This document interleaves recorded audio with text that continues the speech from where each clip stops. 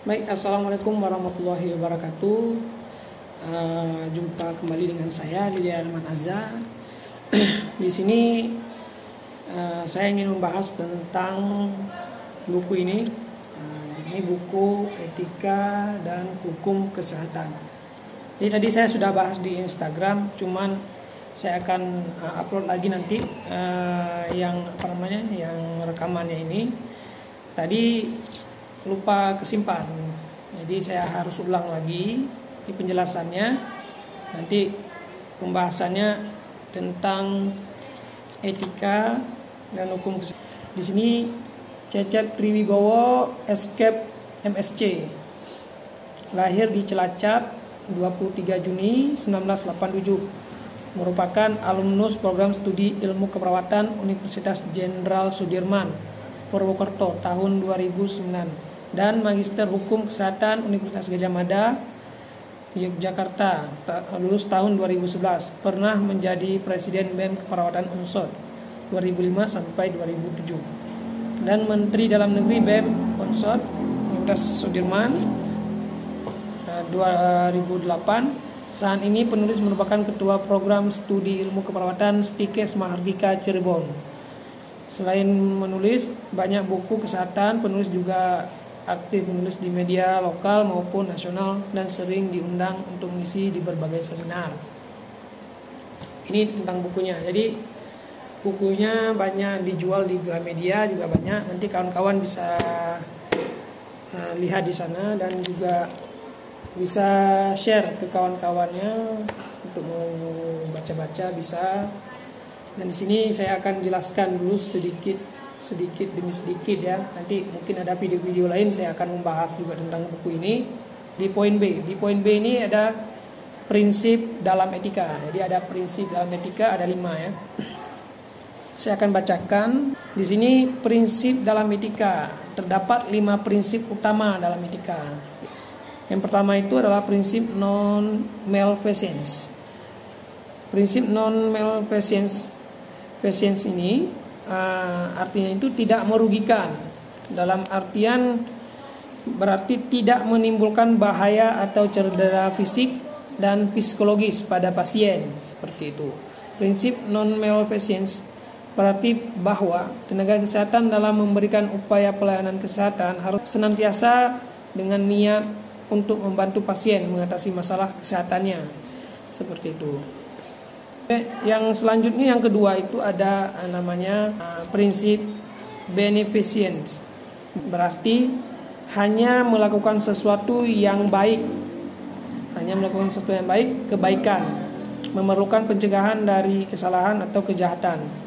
Penghapusan kesalahan atau kejahatan dan peningkatan kebaikan oleh diri dan orang lain, seperti itu. Terkadang dalam situasi pelayanan kesehatan terjadi konflik antara prinsip ini dengan otonomi. Jadi antara otonomi pasien ya. Berdasarkan prinsip beneficence, perawat kesehatan memberikan upaya pelayanan kesehatan dengan menghargai otonomi pasien. Hal ini dilakukan sesuai dengan kemampuan dan keahliannya, seperti itu.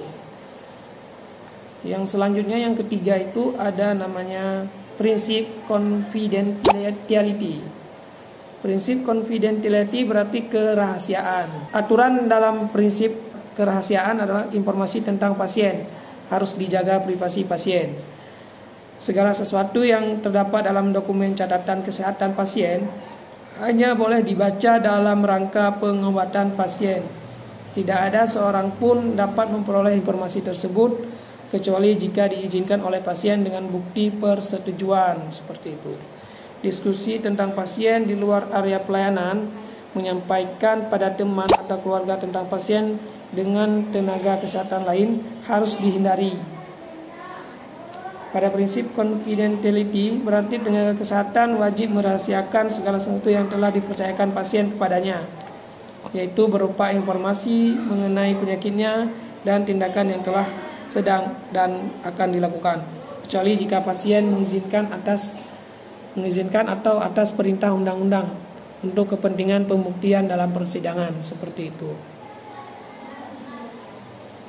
Selanjutnya itu ada namanya prinsip justice, berarti keadilan. Prinsip justice ini dibutuhkan untuk perlakuan yang sama dan adil terhadap orang lain yang menjunjung prinsip-prinsip moral, legal, dan kemanusiaan.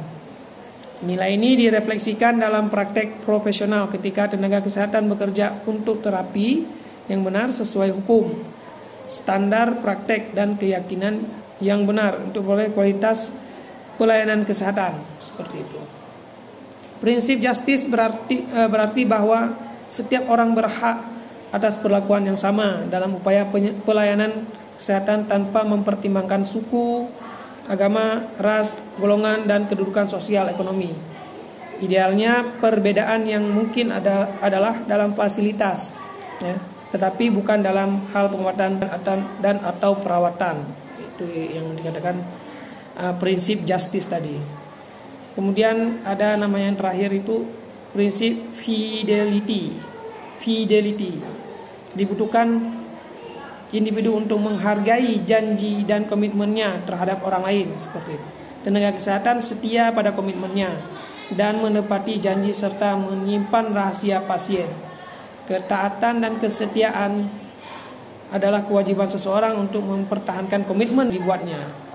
Kesetiaan menggambarkan kepatuhan tenaga kesehatan terhadap kode etik yang menyatakan bahwa tanggung jawab dasar dari tenaga kesehatan adalah untuk meningkatkan kesehatan, mencegah penyakit, memulihkan kesehatan, dan meminimalkan penderitaan.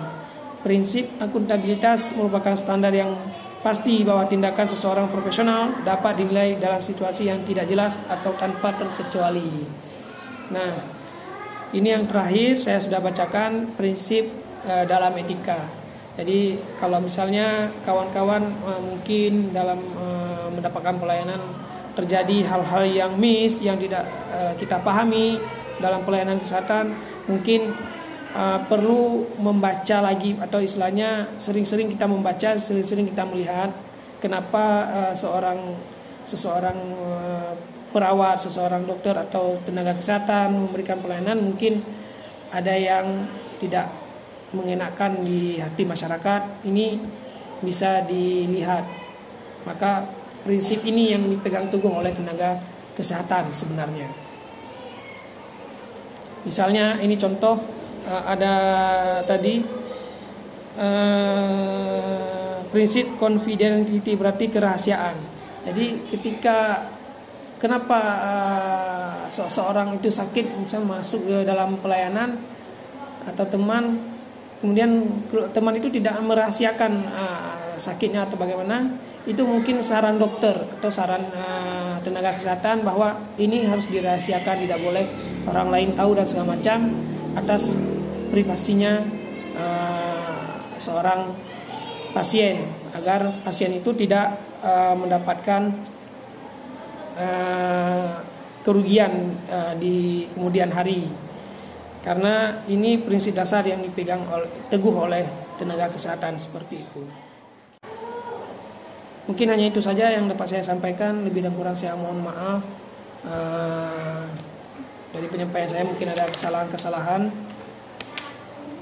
Saya akhiri, wabillahi taufiq wal hidayah. Wassalamualaikum warahmatullahi wabarakatuh.